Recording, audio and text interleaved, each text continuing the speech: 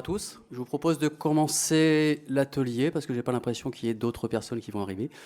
Euh, pour vous présenter assez rapidement le groupe ALD Automotive LeasePlan, en fait, nous sommes un groupe aujourd'hui en fait qui propose des solutions de mobilité durable à travers des solutions de leasing et des solutions de gestion de flotte automobile. Donc nous sommes aujourd'hui en fait le premier acteur mondial et de ce fait aujourd'hui on accompagne les entreprises également dans des solutions d'électrification visant forcément à décarboner aujourd'hui les déplacements d'entreprise.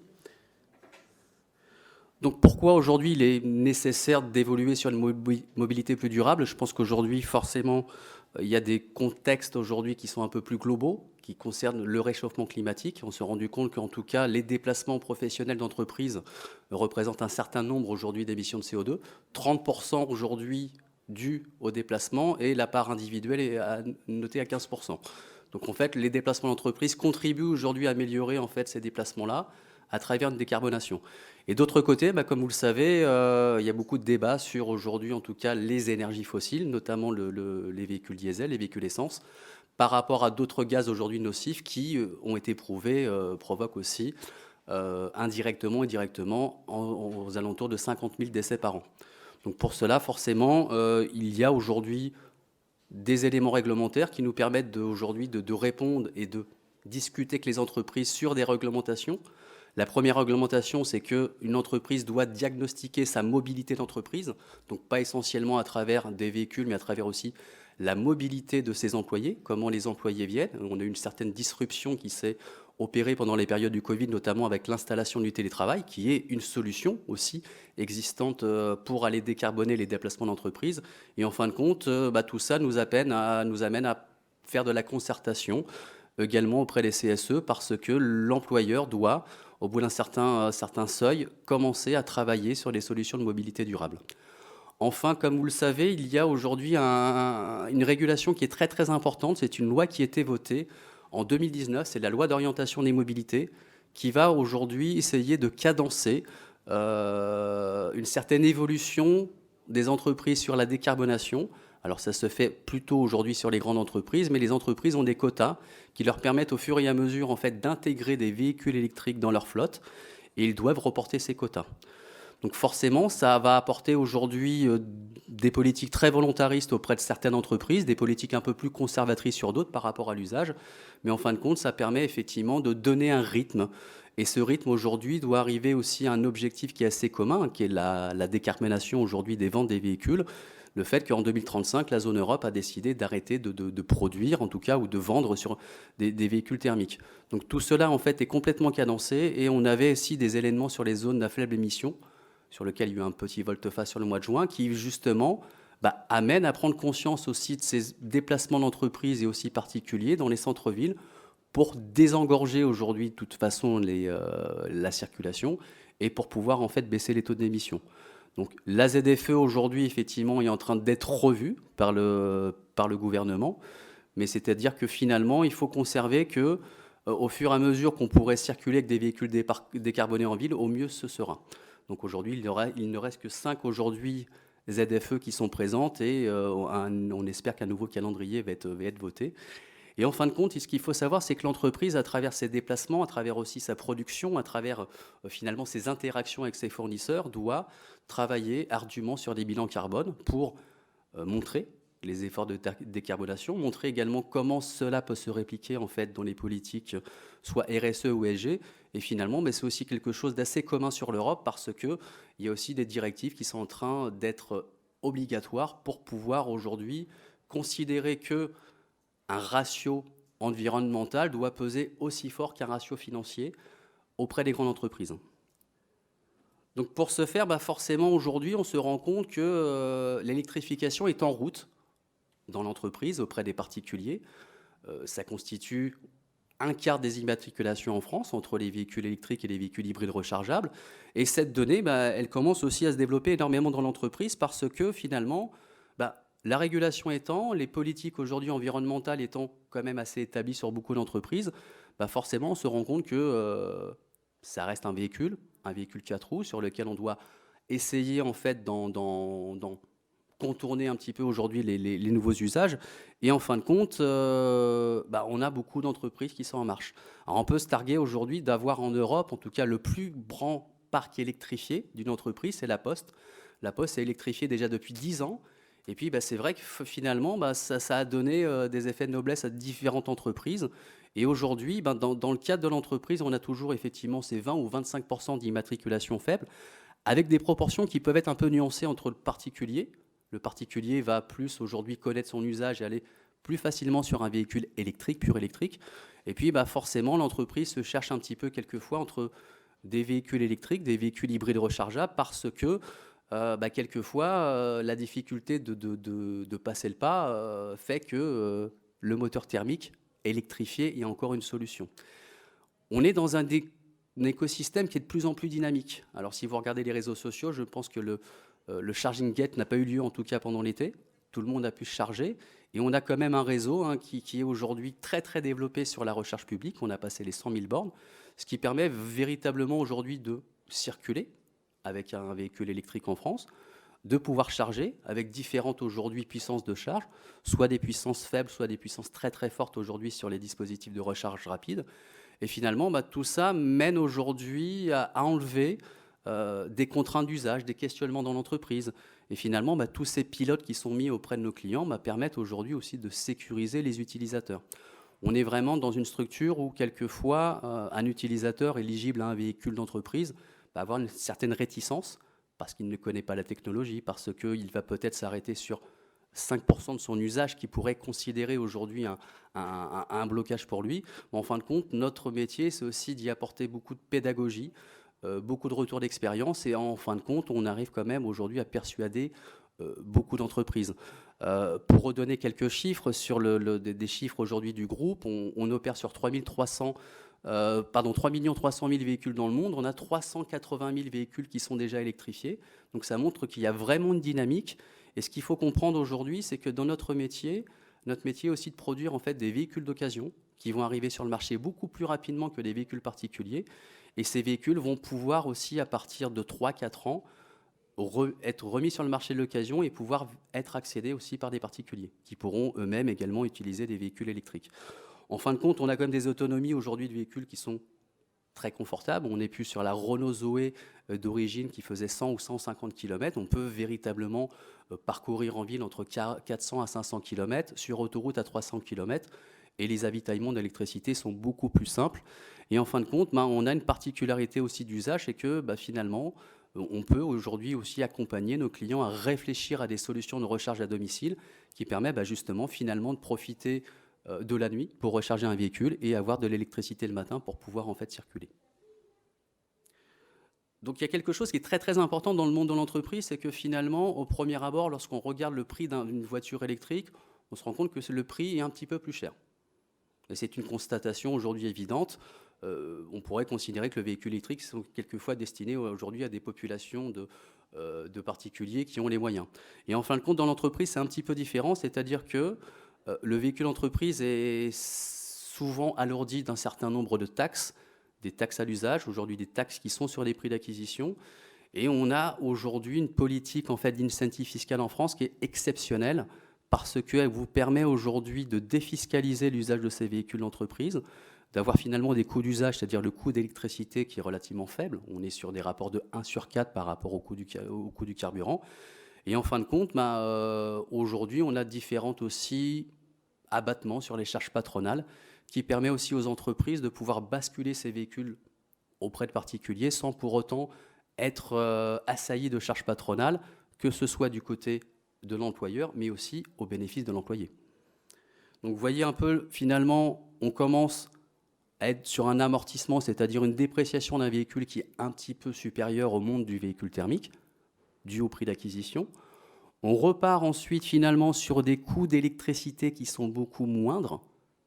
Et se fournir aujourd'hui en électricité à son domicile ou bien en entreprise coûte 4 fois moins cher que d'aller faire aujourd'hui un plein de carburant. Et en fin de compte, cette fiscalité aujourd'hui, elle est très très basse. Et puis on a des particularités aujourd'hui en France qui permettent aussi d'aller amortir les batteries différemment. C'est-à-dire que finalement, on se rend compte que ces véhicules, sur le papier, peuvent être quelquefois 10, 15 ou 20% plus compétitifs en coût d'usage qu'un véhicule thermique. Et ça, c'est un véritable avantage aujourd'hui pour pouvoir convaincre des décideurs d'entreprise, c'est de dire il y a effectivement une méthodologie, un temps de réflexion, mais finalement, le facteur économique est vraiment assez favorable à l'entreprise. Donc forcément, là-dessus, on est quand même aussi sur une offre, en tout cas auprès des constructeurs, qui s'est très très étoffée. Rappelez-vous, lorsque le véhicule électrique est sorti, on a essayé d'aller plutôt sur des petits véhicules. C'était l'exemple de la Renault Zoé, hein, c'est un véhicule qui est là depuis 10 ou 12 ans. Finalement, on a été évangélisé avec les constructeurs en fait, des véhicules non plus petits, mais plutôt haut de gamme pour essayer de les séduire en fait, les décideurs. Et tout le segment, au fur et à mesure, en fait, s'est développé sur les segments que vous connaissez. Alors la particularité, c'est que les constructeurs vont essayer un peu de reprendre les codes de production automobile, les types de carrosserie, pour pouvoir aussi essayer de séduire un nouveau consommateur.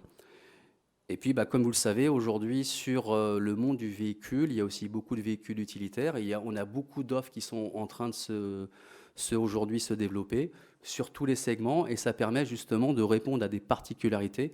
Rappelez-vous, effectivement, la ZFE. On a quand même aujourd'hui des véhicules qu'on peut commercialiser et qui sont aujourd'hui en net zéro émission et qui peuvent aujourd'hui faire exactement le même travail. Après, c'est vraiment de s'arrêter sur les questions d'usage.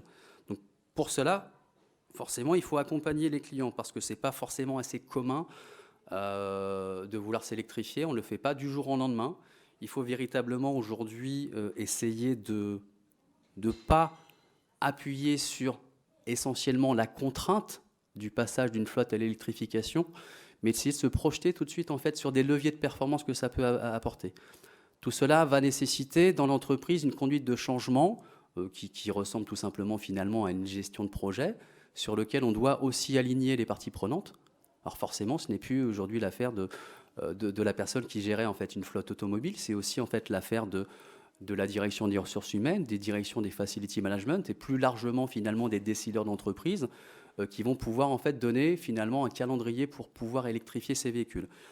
En fin de compte, on se rend compte que le véhicule électrique va pouvoir répondre à énormément d'objectifs de l'entreprise qui sont des objectifs de décarbonation, des objectifs économiques, sociétaux, comment aujourd'hui finalement persuader un utilisateur de véhicule de faire le pas de l'électrique, et finalement tout ça pour avoir un résultat environnemental qui contribuera d'une manière globale à la décarbonation aujourd'hui finalement de la feuille de route de l'entreprise. En fin de compte, ce qu'il faut bien comprendre, c'est que sans accompagnement, sans communication, sans projet, on ne fera pas les bonnes choses. Et qu'on apportera beaucoup de déceptions. Et finalement, il doit beaucoup aujourd'hui réassurer. Donc on intervient vraiment sur toute la chaîne aujourd'hui de valeur pour pouvoir, de l'objectif de passer sur une flotte électrique et particulièrement après d'aller tester finalement les retours d'expérience, on va accompagner nos clients sur un ensemble aujourd'hui de données. Alors, on va décomposer ça, forcément. La première étape, c'est aujourd'hui d'expliquer un peu, je dirais, les contextes réglementaires qu'on a expliqués en début d'atelier, d'expliquer pourquoi on doit aller faire de la décarbonation, qui est innée aujourd'hui, et de toute façon, elle se globalise, elle se localise, et en fin de compte, d'expliquer aujourd'hui, finalement, quelles sont les prochaines étapes. Et on change complètement aujourd'hui de discours. C'est-à-dire que lorsqu'on considérait que chaque collaborateur pouvait tous avoir la voiture A, chaque collaborateur en aura un usage différent et pourra considérer qu'il peut aller sur la voiture A, électrifiée, peut-être conserver la voiture B parce que son usage sera peut-être assez pénible en électrification. Et finalement, tout ça, ce diagnostic d'usage, il va être très, très, très précis et ça va nous permettre véritablement de rentrer un peu plus dans le diagnostic. Comment sont utilisés ces véhicules? Quelle est l'activité principale, en fin de compte, et quelle est finalement cette répartition d'usage? Et il est très important d'aller vérifier aujourd'hui comment sont faits les usages journaliers. Est-ce qu'on a une certaine régularité? Regardez finalement pour le véhicule électrique qui est un petit peu particulier, s'arrêter sur la géographie, les déplacements, la topographie, les temps de stationnement qui sont essentiels parce que les temps de stationnement vont maintenant correspondre au ravitaillement de ces véhicules électriques. Et à travers ça, c'est vrai qu'on va pouvoir en fait essayer de profiler des personnes qui seront éligibles à ces solutions-là et des personnes qui ne seront pas pour le moment éligibles au vu en fait d'une irrégularité de leur usage. On va aborder après le schéma plutôt logistique, comment, où et par quels moyens on peut recharger les véhicules. Et à partir de là, effectivement, la chose qui va un petit peu changer par rapport aux véhicules thermiques, c'est que vous aurez 3 sources en fait, de ravitaillement. Des sources de ravitaillement qui peuvent se faire sur des points fixes, donc qui vont aussi s'appuyer sur des éléments de sédentarité aujourd'hui ou de temps de stationnement, que ce soit la charge à domicile sur des périodes relativement longues, la charge en entreprise aujourd'hui qui peut se faire sur des périodes de 2-3 heures, et enfin finalement les solutions de recharge en itinérance.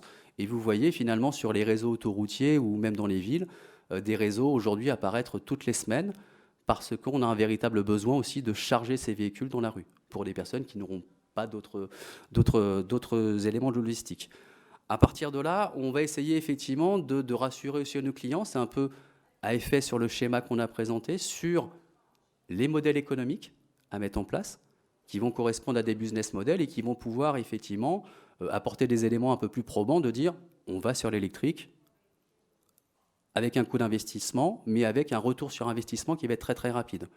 Et tout cela en fait doit être un peu aujourd'hui travaillé finalement avec nos clients pour élaborer aujourd'hui des nouvelles politiques de déplacement.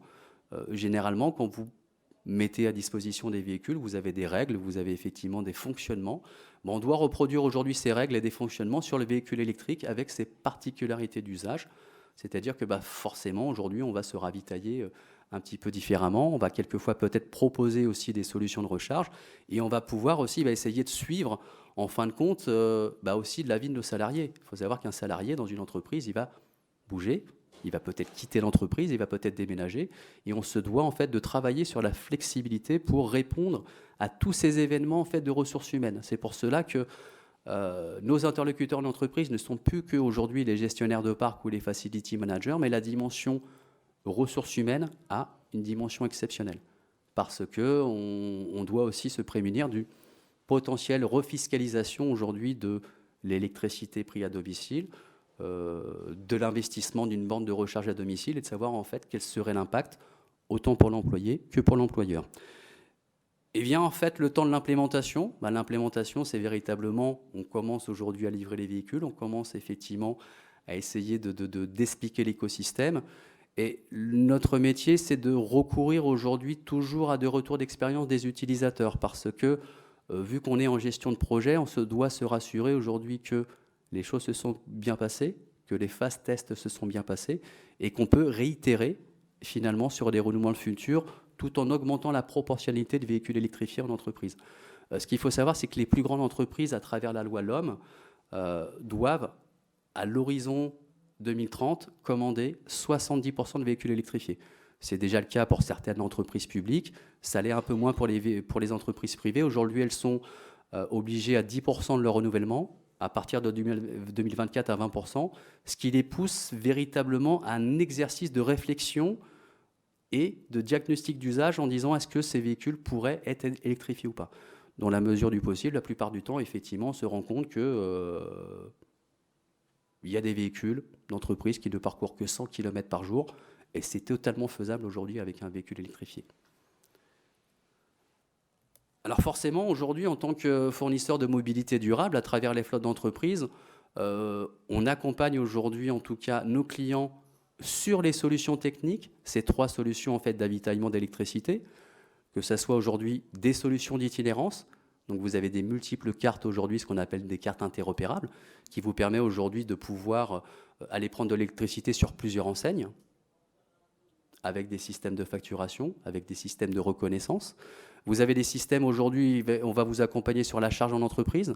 Elle se fait de plus en plus. Si tant est que vous ayez les capacités logistiques de stationnement pour pouvoir aujourd'hui installer des bornes de recharge, qui peut se faire quelquefois au détriment des places de véhicules thermiques. On a connu ça avec les couloirs de bus ou les couloirs de vélo. Mais forcément, aujourd'hui, c'est aussi quelque chose qui est intéressant pour les populations sédentaires.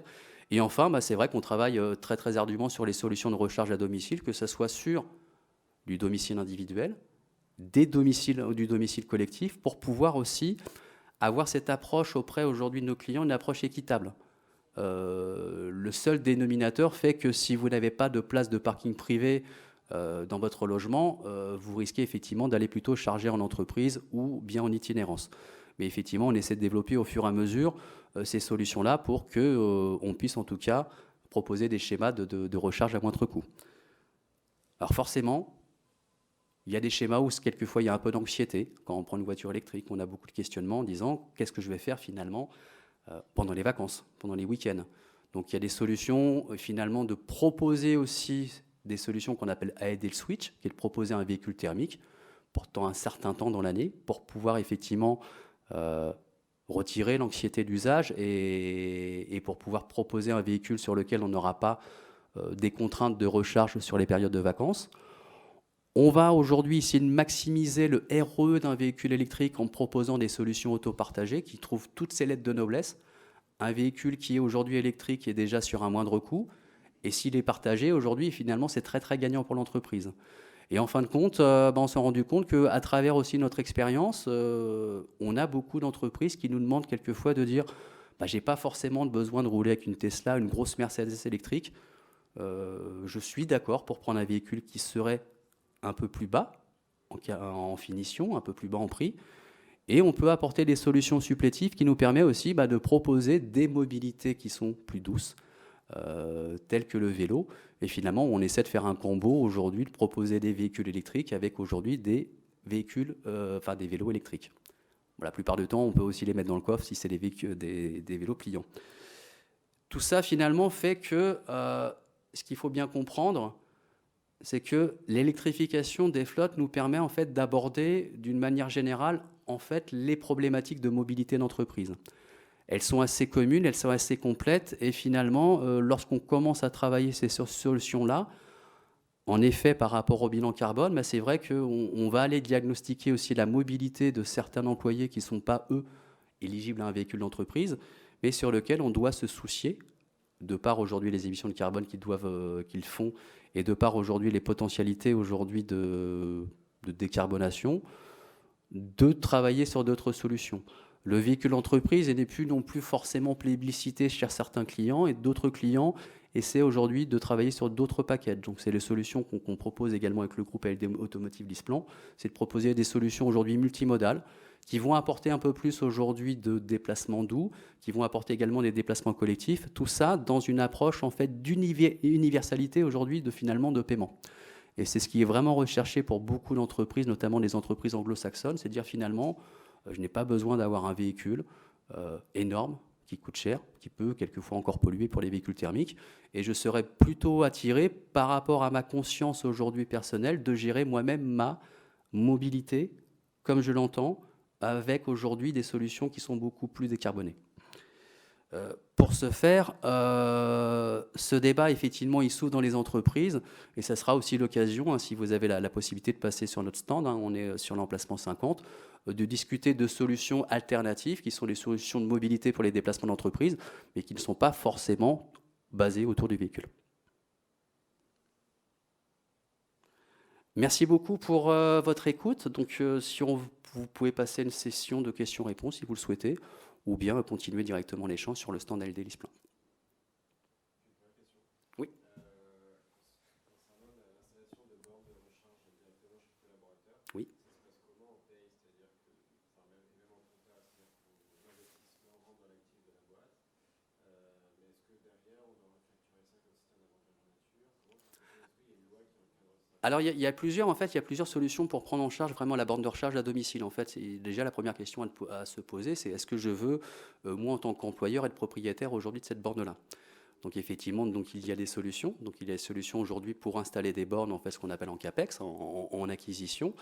Et puis à partir de ce moment-là, effectivement, il y a d'autres solutions qui se développent aussi à travers le groupe, qui sont des solutions qui sont plutôt locatives et qui vont retirer cet aspect finalement d'acquisition, de propriété, et qui vont pouvoir être très très proches finalement des solutions de location longue durée qu'on fait sur l'automobile.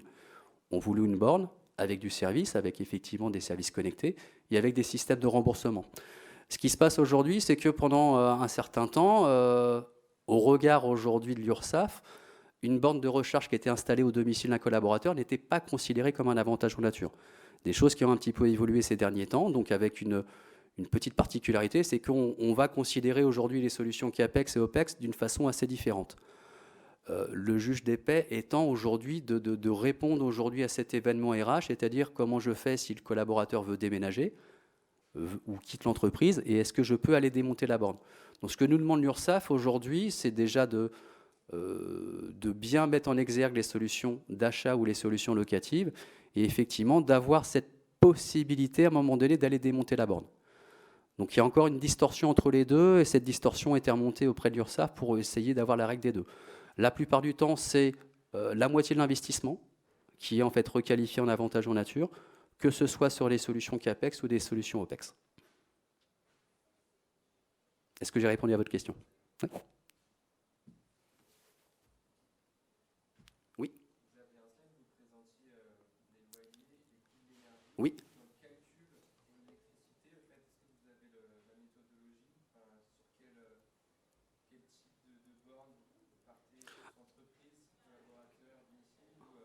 Alors, la plupart du temps, en fait, sur le, voilà, sur le segment, en tout cas, que ce soit la part des constructeurs ou en fait des sociétés de location, on va partir en fait sur des coûts qu'on va retrouver essentiellement, généralement, c'est sur les solutions de recharge fixe, que ce soit en entreprise ou bien finalement à domicile. Donc, les calculs qui sont faits, la plupart du temps, sont corrélés avec les consommations moyennes de kilowattheure en fait des véhicules, avec des coefficients multiplicateurs qui sont généralement entre du 20 et du 25 centimes de kilowatt. Après, on va rentrer plus en détail finalement par rapport à la particularité d'usage. Si on revenait aujourd'hui sur un utilisateur qui ne peut pas recharger à domicile ou recharger en entreprise, effectivement, on va travailler sur les scénarios qui sont un petit peu différents, sur les scénarios de prise d'électricité aujourd'hui sur le réseau public, sur lequel on va essayer de mitiguer finalement la part de ce qu'on peut faire aujourd'hui en recharge lente ou en recharge rapide. Donc on va monter finalement des scénarios pour chaque scénario pour pouvoir aujourd'hui toujours apporter une comparaison avec le monde du thermique. Il se trouve que, en tout cas, les études qu'on peut faire, je suis en train de faire une étude sur une grosse entreprise qui fait de l'agroalimentaire, finalement on se rend compte que même aller se charger sur des réseaux de recharge rapide ou sur des réseaux de recharge lent, sera toujours en fait plus efficace que d'aller faire un plein de carburant. D'autant plus que le carburant se réenvole ces derniers temps. Dans votre stat, vous dites que 90% des véhicules sont chargés soit en entreprise, soit au domicile collaborateur. Oui. C'est les stats de AID. Ce sont les statistiques qui sont plutôt basées sur le véhicule d'entreprise et également sur la zone Europe. C'est-à-dire que la particularité fait qu'aujourd'hui, la solution d'itinérance est généralement plus une solution backup. Après, la proportionnalité risque d'évoluer dans les prochains temps parce que lorsqu'on va en fait s'adresser à des populations commerciales, elles vont être beaucoup moins sédentaires, beaucoup plus sur la route, et elles sont peut-être plus amenées aujourd'hui à changer un peu les mix de répartition de recharge. Donc on arrive aujourd'hui avec des matrices effectivement à profiler celui qui a peut-être on va dire une ID3 en mode sédentaire où il recharge à la maison, et quelqu'un qui a une ID3 qui fait un peu plus de route.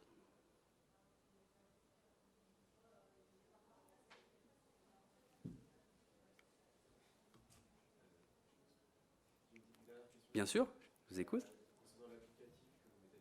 Oui.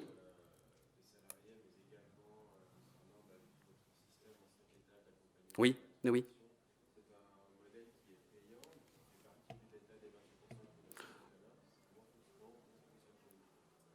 Après, en fait, tout dépend aujourd'hui, la plupart du temps, des affaires ou des relations en business qu'on peut avoir avec nos clients.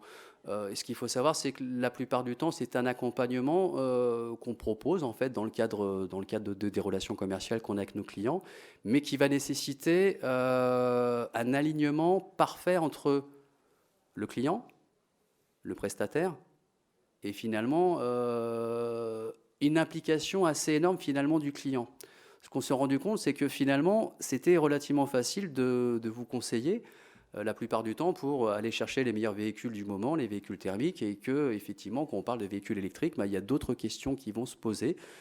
Il y a d'autres implications dans le monde de l'entreprise, c'est-à-dire que ce n'est plus l'affaire d'un gestionnaire de parc qui avait des habitudes de travail. On doit diagnostiquer l'usage aujourd'hui finalement en one-to-one. Donc en fait, on vous accompagne effectivement sur toute la longueur, mais c'est des projets qui peuvent durer, nous-mêmes nous avons transformé notre flotte, c'est des projets qui peuvent durer 1 an. Donc avec effectivement un respect du lead time et à chaque fois effectivement des astuces ou en tout cas des communications qui sont assez essentielles pour essayer de fédérer. Donc il faut avoir du RH forcément, du facility manager quelquefois pour savoir si on peut aller installer aussi sur les locaux de l'entreprise. Et puis, on est de plus en plus aujourd'hui en train d'intervenir aussi auprès des CSE et aussi par des WebEx auprès des utilisateurs finaux. pour pouvoir y assurer. Donc c'est quelque chose qui vraiment s'opère sur la longueur. C'est pour ça que on vous accompagne du temps de la réflexion jusqu'à l'implémentation et jusqu'au retour d'expérience qui sont assez exceptionnels pour nous de savoir aujourd'hui si le changement a réussi. C'est vraiment de la conduite de changement du début jusqu'à la fin. Donc on pourra en parler plus précisément si vous avez un sujet là-dessus.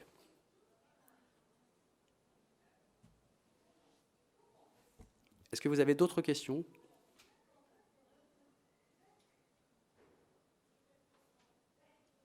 Écoutez, merci beaucoup. On vous invite à venir peut-être rentrer dans le détail sur le stand ALD Automotive LeasePlan et très bon salon, très bonne fin de salon. Merci.